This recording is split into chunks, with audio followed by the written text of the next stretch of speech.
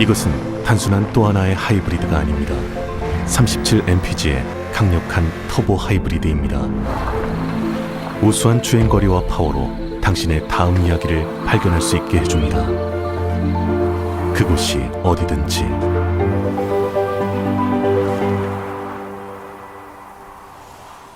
올류 소렌토 터보 하이브리드, 세계 최초의 스토리텔링 머신.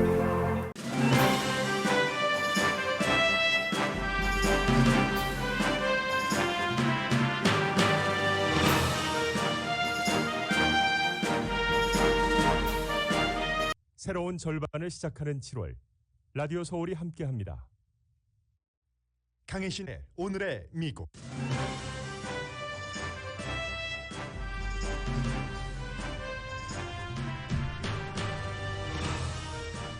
델타 변이 바이러스는 모든 미국 이슈를 뒤덮는 위험 수위까지 와서 특히 어린이들과 너싱홈 시니어 사이에서 감염이 크게 확산되고 있습니다.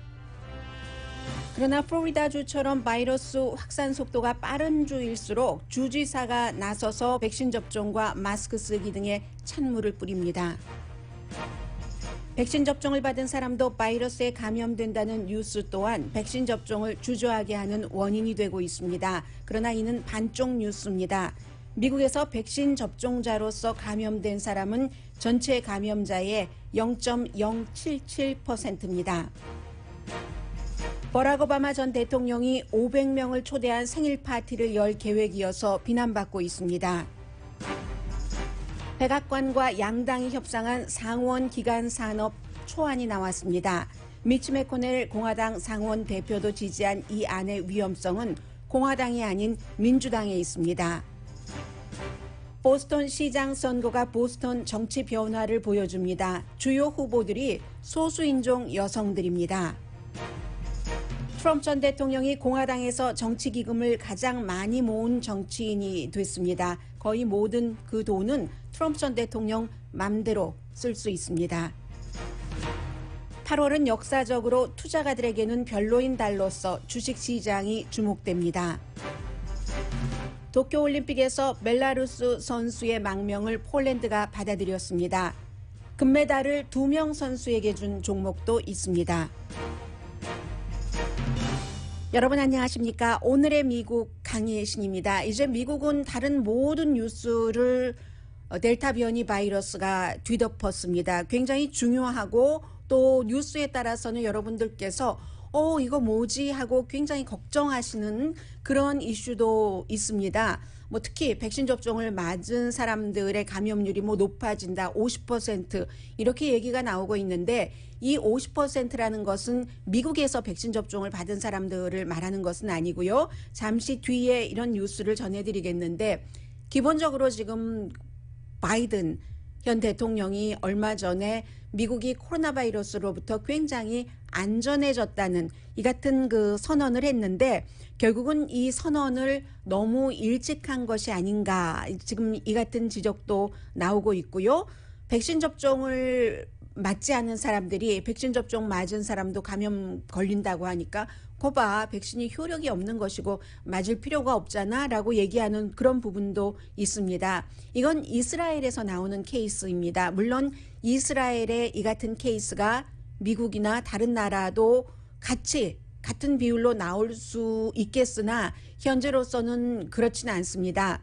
그래서 이스라엘 같은 경우는 백신 접종률도 완전 접종률이 58% 정도는 되고 또 3차 백신 접종을 시작한 곳이기 때문에 주목을 받고 있는데 50% 확진자의 50%가 백신 접종을 받은 사람이다. 이스라엘 케이스입니다.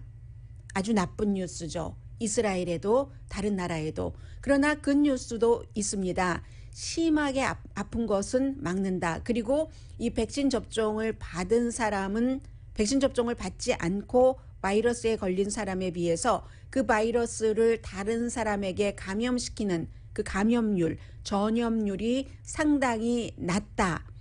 어느 정도로 낮으냐면요. 백신 접종 받지 않은 사람이 바이러스에 걸렸을 경우 다른 사람에게 옮길 그 확률의 반 정도를 백신 접종을 받았다면 줄일 수 있다는 겁니다. 이게 또 숫자가 확산되고 하면은 엄청난 차이가 나중에 나오는 거죠.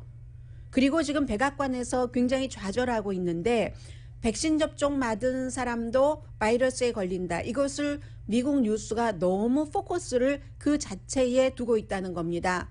그래서 물론 지역에 따라서 차이는 있죠. 로스앤젤레스라든가 어떤 플로리다주의 어떠한 그 도시가 특별한 상황에 의해서 백신 접종을 받았는데도 감염되는 케이스가 한 20%가 된다던가. 그러나 질병통제국의 지금까지의 미국에서의 통계를 말씀드리겠습니다. 지금 백신 접종을 받은 사람들을 테스트를 해본다던가 아니면 이제 감염에 걸린 사람들의 백신 접종 여부를 쭉 조사를 해보면 결국은 99.923% 바이러스에 걸리는 사람, 현재 델타가 중심이 되겠죠. 그런 사람들은 백신 접종을 받지 않은 사람입니다. 99.923% 백신 접종을 받지 않은 사람이 바이러스 걸린 사람이라는 겁니다. 그러면 백신 접종을 받은 사람 가운데서 바이러스에 걸리는 그런 비율은 지금 미국에서는 0.077%. 그렇기 때문에 100%에서 99.923%와 0.077%가 나오는 거죠. 늘어나고는 있지만 아직까지는 백신 접종 받은 사람이 이 바이러스에 감염되는 확률은 미국에서는 0.1%가 안 된다는 얘기입니다. 그리고 이 0.1%가 안 되는 감염자 가운데서 병원에 갈 확률은 그 0.1%도 안 되는 0.077%의 0.004%. 그리고 또 사망할 확률, 백신 접종을 받고 바이러스에 걸릴 확률도 낮은 데다가 병원 갈 확률도 낮고 거기에다가 사망까지 될 그 확률은 입원한 환자의 0.001%. 굉장히 작은 비율이라고 볼 수 있습니다. 이것도 지역이라든가 사람에 따라서 여러 가지 차이가 있을 수는 있으나 이스라엘의 케이스나 미국 케이스에서 모두 백신 접종을 받은 사람은 자신도 지키고 다른 사람에게 감염하는 그 비율도 상당히 낮춘다는 겁니다. 그런데 뉴스 매체에서는 백신 접종을 받은 사람들도 바이러스에 걸릴 수 있대. 여기에 너무 그게 새로운 것이기 때문에요. 뉴스이기 때문에. 그래서 거기에 포커스를 두기 때문에 백악관이 이건 너무 심각하다 하는 얘기고요. 그래서인지 저는 사실 어제부터 일요일이었었죠. 토요일, 일요일 사이에 이 데이터를 찾아봤더니 지금 백신 접종을 받은 사람 가운데서는 감염자 가운데 1%도 안 된다는 게 나왔는데 전체적인 뉴스로는 오늘 아침부터 케이블에서는 이것을 방송을 하고 그리고 그 악시오스라는 뉴스 매체는 어제부터 조금 이 질병통제국에 이 자료를 강조를 했습니다. 그래서 지금 백악관이 이 여러 가지 그 포커스를 둬서 백신 접종을 거부하지 못하도록 하는데 뉴스에 포커스를 맞춰야지 된다. 이런 것을 강조를 하고 있고 실제로 상식적으로도 그게 맞죠. 그렇지만 독감 증세인데 백신에 감염되는 어린이 늘어나는 것 분명합니다. 그리고 너싱홈도 마찬가지거든요. 그래서 이제 백악관이 유튜브라든가 틱톡 등을 통해서 젊은이들이 백신 접종을 맞도록 권하고 있고 지금 이 너싱홈 문제에 대해서는 하버드 대학교에 있다가 브라운 대학교로 간 그 닥터 아시시 쥐아 박사가 얘기하기를 백신 접종률이 굉장히 높은 곳이죠. 너싱홈이. 그렇기 때문에 이 점도 아니 백신 접종률이 그렇게 높은데 나이 드신 분들 특별한 이유가 없으면 거의 90% 너싱홈에 계신 분들이 90% 이상 백신 접종을 받으셨습니다. 그런데도 또 바이러스에 감염되는 건 뭐야? 이 백신 효력 없어. 이렇게 얘기를 하고 있잖아요. 그런데 거기에 이유가 있다고 이 박사가 강조를 하고 있습니다. 아직도 이제 10% 정도는 그분들도 접종을 하지 않았고 너싱홈의 스텝들이 어떤 이유에서든 특히 지역적인 차이가 많습니다. 지지난주에 여러분들께 보도를 해드렸는데요. 너싱홈 스텝이 42%가 백신 접종을 하지 않았습니다. 그러니까 나이 드신 분들은 아무리 백신 접종을 받았다 하더라도 면역력이 보통 사람보다는 낮기 때문에 쉽게 감염될 수 있고 원래 약하기 때문에, 그리고 또 하나가 이 점을 자꾸만 잊고 계시는데 백신 접종을 받으신 분들이 기간이 지나면서 백신의 효력이 약해집니다. 이스라엘 경우를 봤더니 한 6개월에서 8개월 정도 지나면 그 백신 접종 받은 것의 효력이 95%에서 한 68% 정도로 낮아집니다. 그러면 시니어들 케이스에는 미국도 그렇지만 세계적으로 시니어들이 백신 접종을 가장 먼저 받은 그룹입니다. 지난해 말부터 백신 접종을 받으셨죠. 그러면 이미 8개월이 지났다는 겁니다. 보통 사람들은 아마 대부분 5월달경, 5월이나 6월경에 백신 2번까지 받으신 분들은 2차 접종까지 마치셨을 겁니다. 그런 분들에 비해서 지난해에 이미 백신 접종을 마치신 시니어 분들은 이미 그 효력이 약화될 수 있다는 것을 여러분들 그 가정에서 생활하시는 나이 드신 분들도 굉장히 그 주목을 해야지 되는 그런 부분이거든요. 그렇기 때문에 해결 방법은 특히 널싱홈 같은 경우는 스태프들도 전부 백신 접종을 받아야지 된다. 그리고 이스라엘처럼 미국도 2차 백신 접종 끝나고 3차 백신 접종을 특히 65세 이상의 나이 드신 분들, 60세 이상이라고도 보고 65세 이상이라고도 보는데, 이렇게 나이 드신 분들은 3차 백신 접종을 하셔야지 된다는 얘기입니다. 맘대로 할 수는 없어요. 제약회사에서 백신이 또 있다 하더라도 식품의약국에서 1, 2차 때와 마찬가지로 긴급하게 3차 백신, 부스터 백신 승인을 내줘야지만 가능한 얘기고, 이것을 곧 해야지 된다 하는 지적이 많습니다. 아직까지 델타 바이러스 피크가 오지 않았고 10월 말 아니면 땡스기빙 데이 11월의 네 번째 목요일까지 피크가 아닐 것이다. 굉장히 가을에 걱정을 해야지 된다는 얘기입니다. 앤서니 파우치 박사가 어제 TV 프로그램에 나와서 상당히 강조한 얘기고요. 그 사이에 이제 뭐 플로리다주는 핫스팟이 됐는데, 플로리다주의 또 하나의 문제는 이런 문제입니다. 교육부에 마스크 쓰기와 백신 접종을 의무화해라 하는 것을 행정명령으로 하지 못하도록 론 디센티스 공화당 주지사가 서명을 했습니다. 그런데 지금 플로리다주는 병상이 이미 모자라기 시작하고 있거든요. 새로운 진앙지가 된 겁니다. 기업들은 어떻게 하고 있냐면요. 사업체들이라든가 놀이공원, 디즈니랜드도 뭐 디즈니랜드의 경우는 모든 스태프들이 반드시 백신 접종을 받아야지 되고 실내에서 마스크 착용도 해야지 되고 뭐 이런 형태인데, 주지사는 아니 연방 정부가 우리에게 무엇을 그 권한이 있다고 백신 접종을 받아라 말아라, 마스크를 써라 말아 해, 로컬에게 맡겨야지 된다, 이렇게 주장을 하면서, 그럼 그 주장에서 끝나야지 되는데 로컬 교육부에서 학생들이 올 때 백신 접종도 받고 실내에서 마스크를 쓰도록 규정을 하면 그것을 또 못하도록 규제를 합니다.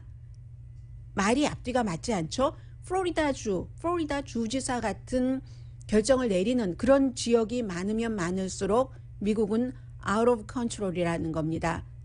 올해 말까지 이 백신이 컨트롤, 언더 더 컨트롤이 될 그럴 그 이유는 미국에서 거의 없어 보입니다.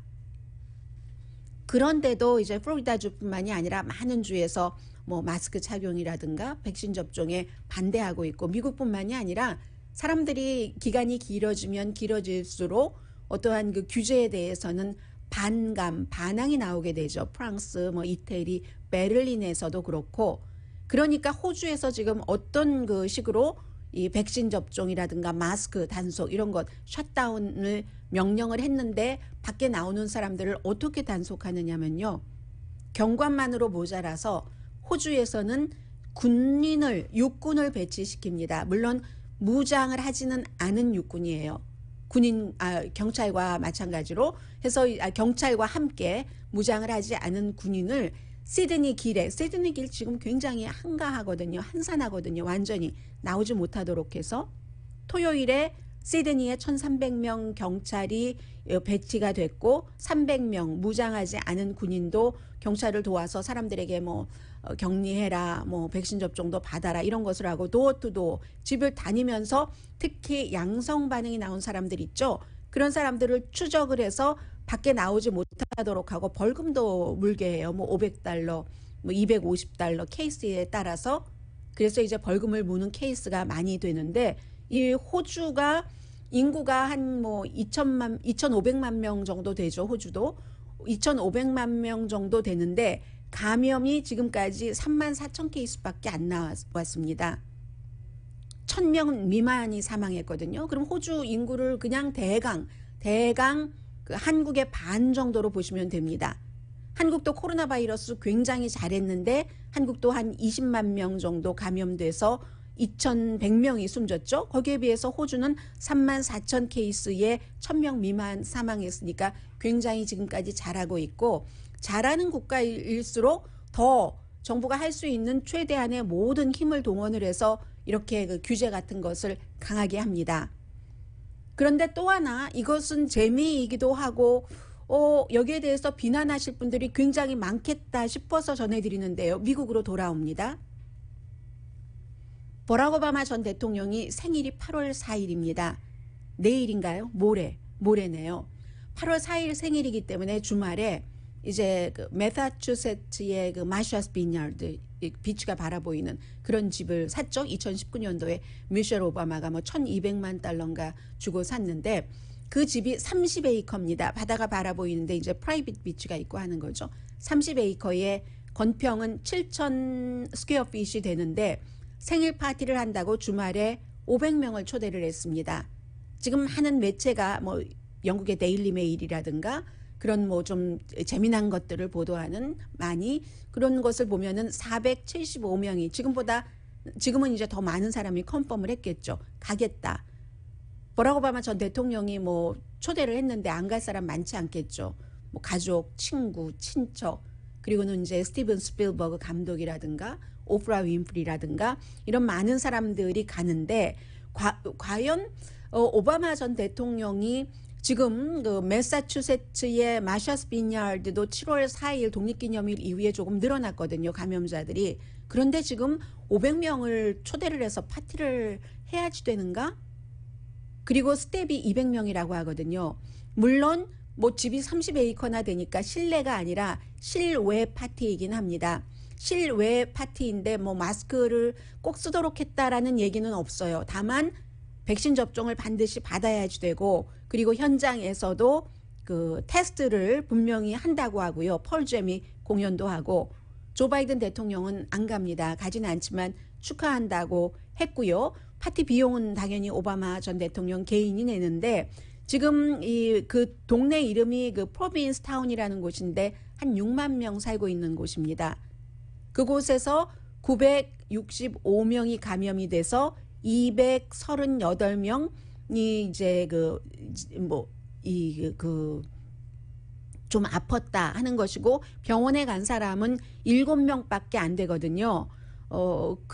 그리고 이제 매사추세츠 주지사도 지난 주말에 백신 접종을 받은 사람도 반드시 마스크를 실내에서 착용해라 라는 권고, 아주 강한 권고를 주민들에게 했는데, 물론 7,000 스퀘어피트 안에 500명이 어떻게 들어가겠어요. 뭐 화장실 같은 것도 다 준비를 했겠죠. 500명이나 오니까. 야외 파티고. 그럼에도 불구하고 미국의 많은 사람들은 버락 오바마 전 대통령이 과연 그 500명을 초대를 해서 200명 스텝과 함께 이렇게 이번 주말에 델타 바이러스가 한창인 이때에 생일 파티를 해야지 되는가. 이것이 과연 뭐 본인은 본인으로서 사정이 있겠지만 모범이 될 수 있는가. 그 점에 대해서는 뭐 비판을 하는 사람들이 굉장히 많습니다.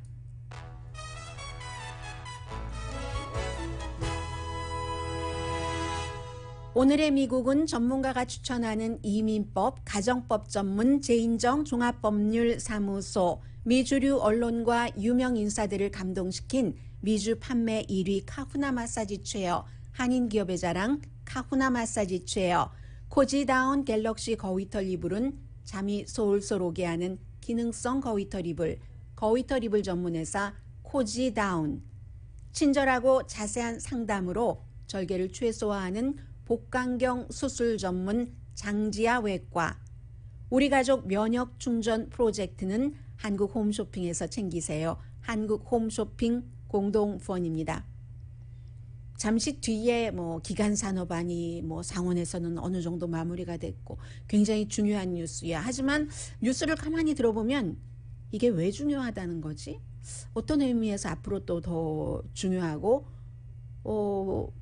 확실히 하원에서도 통과될까 하는 뉴스는 조금 빠져 있거든요. 잠시 뒤에 그 부분, 그리고 트럼프 전 대통령, 또 보스턴의 어떤 정치계의 변화는 소수 인종에게는 어떤 의미가 되는가 잠시 뒤에 전해드립니다.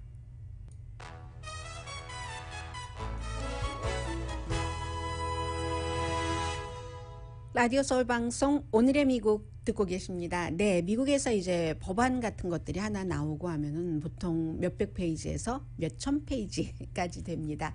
그래서 이제 오늘 새벽에 끝냈다고 해요. 연방 상원에서 그동안 몇 개월 동안 했죠. 처음에는 몇 명, 공화당 몇 명, 민주당 몇 명이 백악관을 오고 가면서 이렇게도 해보고 저렇게도 해보고 그 안이 묻혀지고 또 다른 몇 명이 또 하고 해서 결국은 상원에서는 통과가 됐습니다. 2,702페이지짜리의 초당적인 기간 산업안이라고 불리고 있죠. 이게 중요한 것은 공화당 상원이 50명 가운데서 17명이나 민주당에 오케이 해서 통과시킨 겁니다. 거의 이제 안을 만든 거예요. 투표를 하겠죠. 하는데 아마 거의 될 것으로 보고 있습니다. 왜냐하면 67명, 그러니까 67명이 이미 확보가 됐기 때문에 60표 있으면 되는 거거든요. 그래서 이제 이 안은 하원으로 보내지게 됩니다. 그리고 17명 찬성한 사람 가운데 미치 매코넬 공화당 상원 원내대표도 포함이 돼 있는데, 이건 공화당의 상원 원내대표가 이 안에 찬성을 했다는 것도 중요하지만 미치 매코넬은 지난번에 트럼프 전 대통령도 기간 산업안을 내놨었는데 그 안에는 반대했었던 사람입니다. 당의 대통령이 했는데도.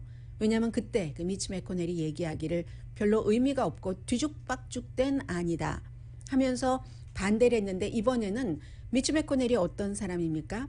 대통령 선거가 있었을 때 나는 앞으로 만약에 민주당이 바이든이 대통령이 된다면 나의 공화당의 원내대표로서의 그 할 일은 모든 바이든 민주당 대통령이 하는 쪽쪽 반대를 하는 것이다. 그게 나의 임무다 라고 얘기를 했었거든요. 그런데 이번에 찬성을 한 겁니다. 그렇기 때문에 이게 결국은 이제 미치 매코넬의 오랜 그 자문, 공화당의 컨설턴트 같은 경우 스캇 제닝스 씨 같은 경우는 왜 이게 가능했는가? 모든 측이, 모든 그 협상팀이 본인들이 원하는 어느 정도의 것을 가졌다. 프로페셔널한 그 초당적 협상이었다는 얘기예요. 민주당은 민주당대로, 공화당은 공화당대로, 백악관은 백악관대로. 그래서 이제 8년 동안에 5,500억 달러를 주로 이제 기간 산업에 쓰는 것만요. 다리 놓고 놓고 전기 자동차하고 또 그 아주 그 통일된 인터넷 속도 좀 빨리 하는 것도 하고 마시는 물, 공항, 기타 등등 이런 것을 했잖아요. 교통, 퍼블릭 교통 같은 것도 해서 돈은 여러 군데서 마련이 되지만 지금 아직 쓰지 않은 팬데믹 기금이 있고 또 아직 쓰지 않은 실업수당 그 밖에 다른 곳에서 가져오겠다 하는 겁니다. 그런데 이렇게 해서 이제 공화당 상원의 지지까지 17명을 받아냈는데 이게 하원에서 어떻게 될 것인가. 상원에선 통과가 된다 하더라도 하원에서 통과가 돼도 3표 차이로 통과될 것으로 예상을 하고 있거든요. 공화당 반대하고 그리고 이제 민주당에서도 반대하는 사람이 있습니다. 그런데 이게 안 될 수도 있어요. 지금 3표 차이라고 하는데 거기서 3명이 또 빠져나간다면 대표적인 인물이 뉴욕이 지역구인 알렉산드리아 오카시오 콜테스. 가장 진보 중에 진보인 알렉산드리아 오카시오 콜테스는 어제도 미국의 여러 그 방송과의 인터뷰에서 그게 무슨 초당적이냐라고 얘기를 하고 있어요. 이 아주 그 좌측에 있는 민주당의 진보 측이 원하는 훨씬 더 지금 이 상원에서 통과시킨 2,702페이지 안에 들어있는 것보다 더 많은 것을 본인들이 원하는 기후변화, 본인들이 원하는 어떠한 것, 무슨 학자금에 관한 것, 뭐 예를 들어서 뭐 이게 기간 산업안이랑 학자금이랑 관련은 없습니다만 어쨌든 연관이 되는 그런 분야에서 본인들의 것을 더 가져가길 원했고, 또 하나 중요한 것은 그 알렉산드리아 오카시오 코르테스는 협상팀에 소수 인종이 하나도 없었다. 본인도 라틴하잖아요. 이 협상팀에 소수가 하나도 없었고, 뭐 공화당 5명 연방상원 의원 협상팀은 전부 백인 남자 아니었는가, 이렇게 주장을 하고 있거든요. 그래서 만약에 이게 실패한다면 바이든 대통령의 어떠한 초당적인 것을 내세우는 이런 꿈이라고 할까요? 드림은 공화당에 의해서가 아니라 민주당에 의해서 깨지는 아주 힘든 일이 있고요. 그리고 낸시 펠로시 하원 의장은 공화당에서 완전히 투표까지 해서 완결되기 전에는 뭐 여기에 대한 심의를 미리 하고 할 계획은 없다라고 발표를 했습니다. 그래서 반 정도는 지금 성공한 것으로 보이고요. 뭐 어떤 때는 상원에서 조 맨신 의원 같은 웨스트 버지니아가 지역구인 이런 의원들 눈치도 봐야지 되고, 하원에서는 알렉산드리아 오카시오 콜테스 같은 또 진보적인 의원의 눈치를 봐야지 되고, 이게 이제 바이든 대통령이 헤쳐나가야지 되는 문제인데, 여기에 코로나 바이러스가 너무나 강하게 밀려오고 있기 때문에 굉장히 지금으로서는 어려운 입장입니다. 보스톤의 민주당의 시장 예비선거에 대해서는 잠깐 중요한 부분만 말씀을 드리겠습니다. 예비선거에는 이제 대도시 시장에는 굉장히 많은 사람들이 나가죠. 이번에 뉴욕에서도 그랬고 또 로스앤젤레스에서도 마찬가지예요. 어떤 사람은 되지 않을 거 뻔히 알면서 이름 좀 날리려고 나오는 그런 사람들도 많은데, 보스턴에도 여러 사람이 나왔는데 민주당의 예비선거 후보만 말씀드립니다. 왜냐하면 보스턴이 워낙에 로스앤젤레스나 뉴욕, 시카고, 샌프란시스코와 마찬가지로 진보적이고 민주당이 강하고 소수인종의 어떤 역할과 권한도 아주 강력한 그런 도시이기 때문입니다. 의미 있는 후보들이요, 4명이 여성이고 그 4명 가운데 3명이 소수인종입니다. 한 명은 지금 시장 대행을 하고 있는 아프리칸 아메리칸 여성이고요. 킴 제이니고, 그리고 시의원인 미셸 우, 대만계입니다. 이게 중요한데 2013년도에 이 미셸 우 시의원이 시의원 선거를 치를 때 많은 사람들이 얘기를 했대요. 넌 절대로 안 돼. 왜 안 되냐고? 보스턴 태생도 아니고 어디서 태어났죠? 시카고 일리노이주 시카고에서 태어났는데 보스턴 태생도 아니고 에이시안이잖아. 게다가 여자잖아. 그런데 어떻게 보스턴 시의회에서 너를 시의원으로 뽑아줄 수가 있겠어? 네가 그렇게 뽑힘을 당해서 보스턴 시의회에서 일할 수 있겠어? 꿈깨. 라는 소리를 굉장히 많이 들었다고 당시에 이제 얘기를 했고, 또 보스턴 글로브에도 오피니언도 썼거든요. 그런데 이번에 8년이 지났죠? 시장 선거에 나간다고 할 때 아무도 너는 보스턴 태생도 아니고 여자고 아시아계잖아 라는 얘기를 안 한다는 거죠. 굉장히 발전한 겁니다. 전에 2005년도에 샘윤 씨가 보스턴 시장 선거에 나가고 했었잖아요. 한인이. 그 이후에 굉장히 많이 달라진 겁니다.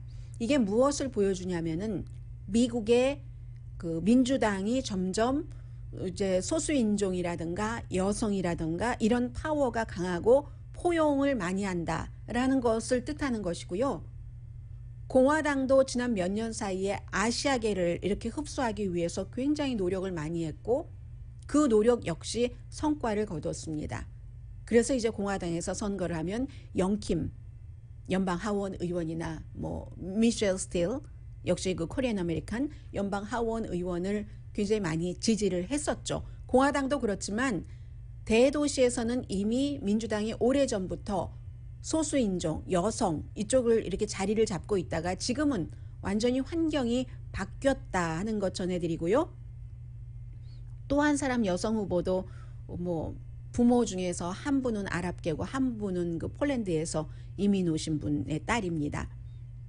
그리고는 이제 이 점은 역시 주목을 해야지 되는데, 트럼프 전 대통령의 뭐 정치행동위원회가 한 3가지 있어요. 세이브 아메리카를 포함을 해서 이 정치행동위원회 세 군데에서 지금 갖고 있는 캐시가 1억 달러가 넘습니다. 뭐 1억 20만 달러인가 그렇습니다. 지금 이 순간 조금 더 올랐을지도 모르겠죠. 그런데 그것도 3분의 2 정도는 3분의 2가 더 되는군요. 3분의 2 정도 되네요. 2021년 1월부터 6월까지 그러니까 그 전반부에 8,100만 달러를 모금을 했습니다. 지금 1억 20만 달러 캐시가 있는데 3분의 2 더 되네요. 1억 20만 달러 캐시가 있는데 8,100만 달러를 올해 모은 거예요. 지난해 내내 가지고 있었던 것이 지난해 말을 기준으로 해서 3,120만 달러밖에 안 된다는 얘기거든요. 그런데 이제 이렇게 하고 전례가 없는 일입니다. 전직 대통령이 대통령을 떠난 지 6개월 만에 8,100만 달러나 모금한다는 것이 전례가 없죠. 그런데 이러한 그 선거 기금 모금에는 트럼프 전 대통령이 무슨 일이 있을 때마다 나를 지원해달라, 나를 지원해주는 것을 선거 기금으로 보여달라 하면서 항상 뭐 어디 인터뷰를 할 때도 뭐 기금 모금할 수 있는 이런 거 보여주기도 하고 하잖아요.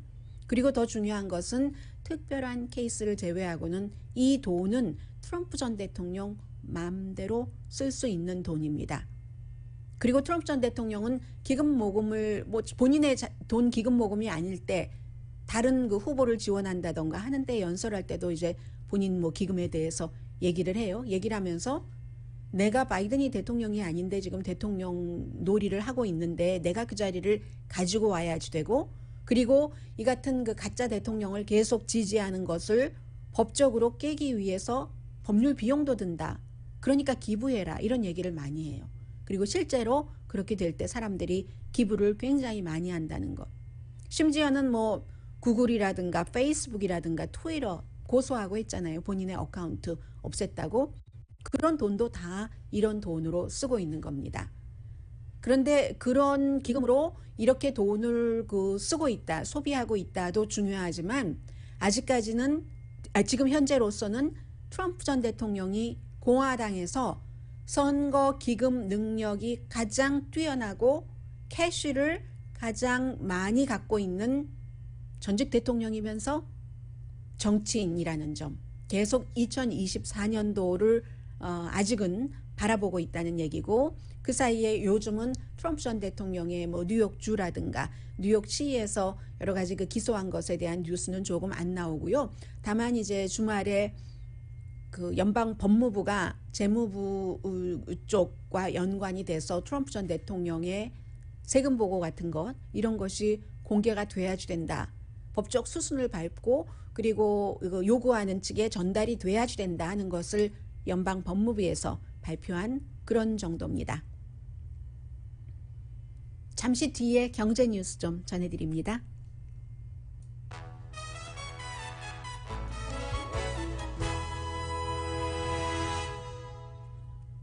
라디오 서울 방송 오늘의 미국 듣고 계십니다. 네, 지금 중요한 여론조사 결과가 나왔네요. 이 정도라고 짐작하시는 분들이 계실지 모르겠습니다. 만약에 여러분들께서 지금 다니고 있는 직장을 그만두신다면 가장 큰 이유는 무엇이겠습니까?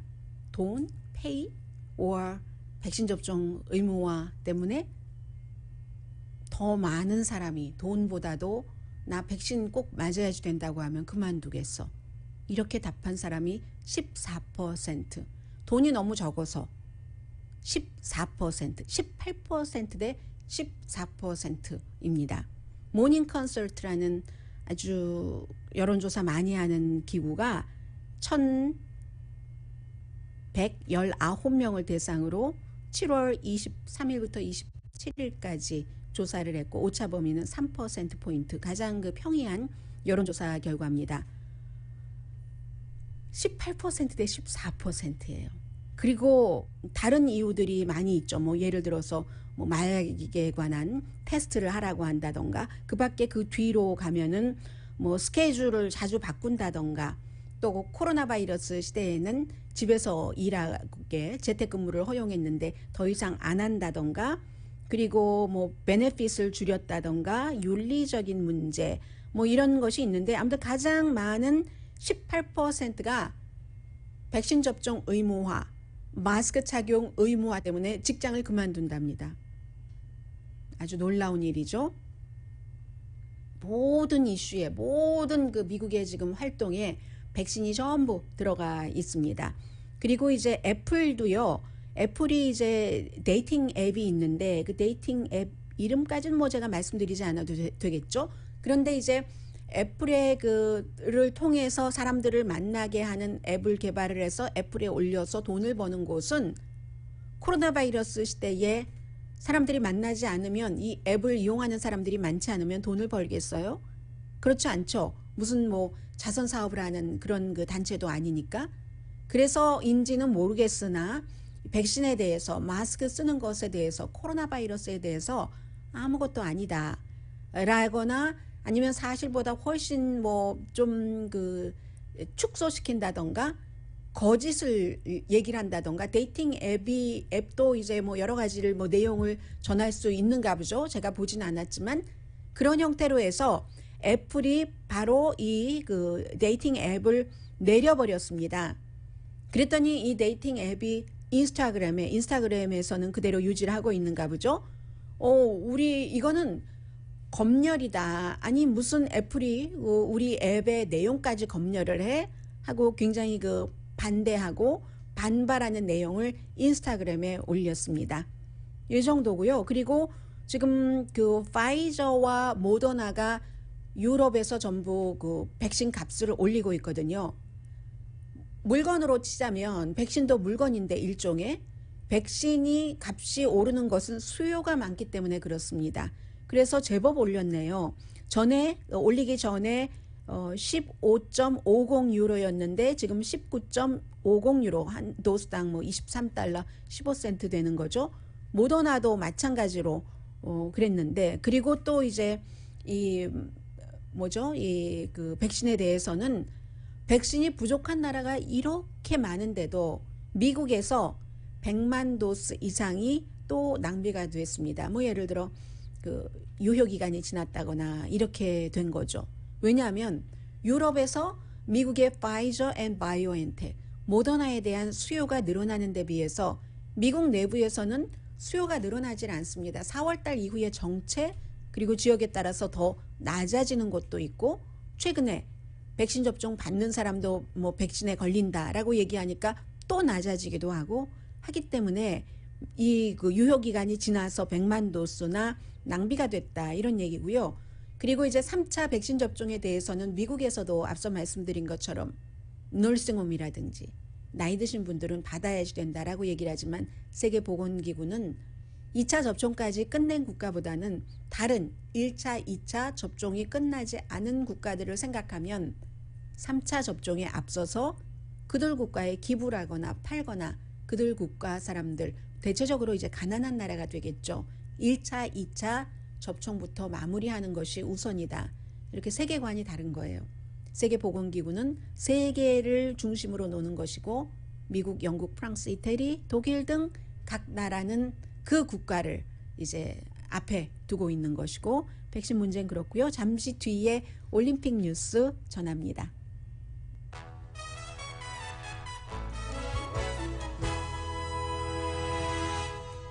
라디오 서울방송 오늘의 미국 듣고 계십니다.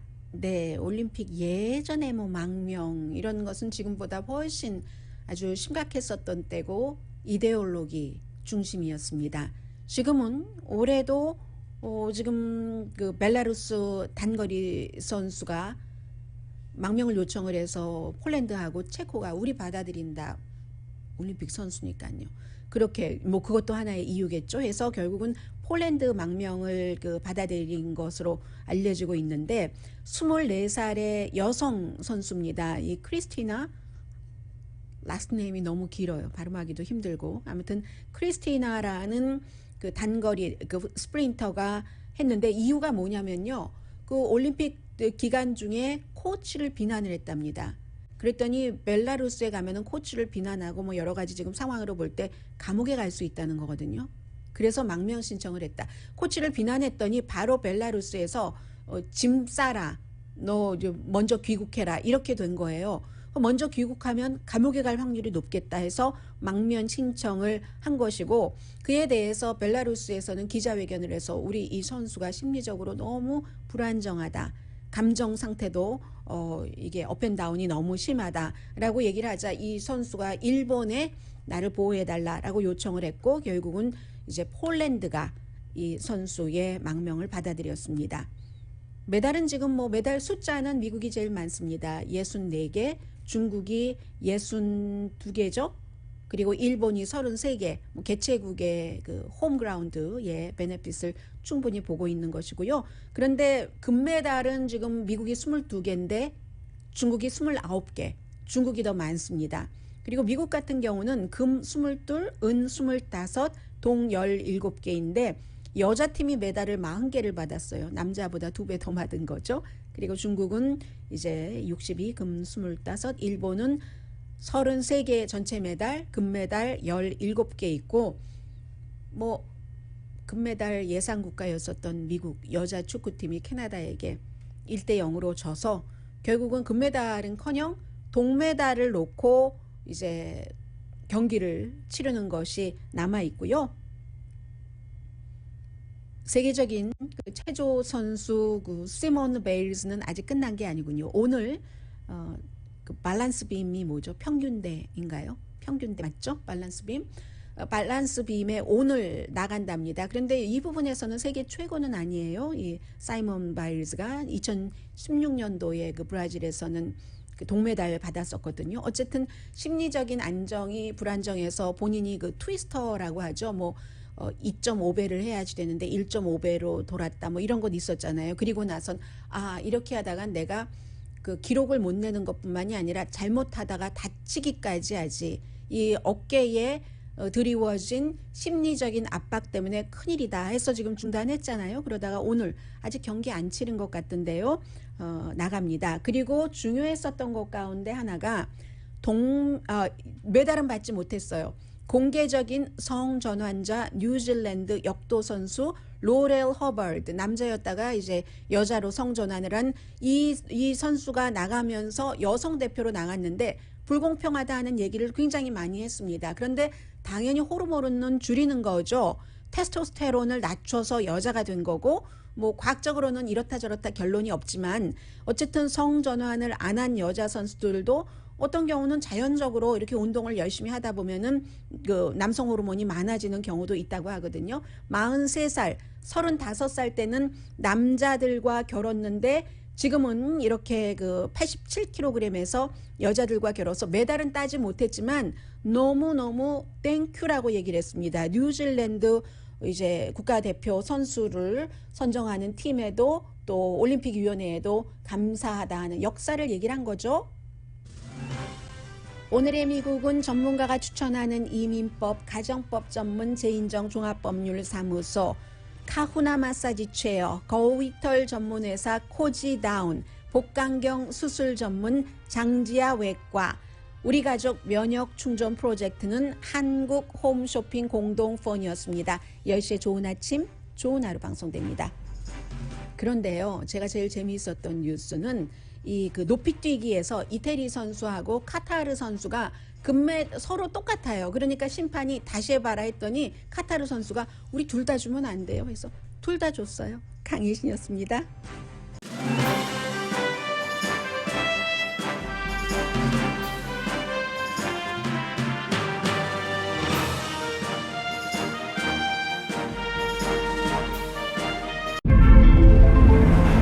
이것은 단순한 또 하나의 하이브리드가 아닙니다. 37mpg의 강력한 터보 하이브리드입니다. 우수한 주행거리와 파워로 당신의 다음 이야기를 발견할 수 있게 해줍니다. 그곳이 어디든지.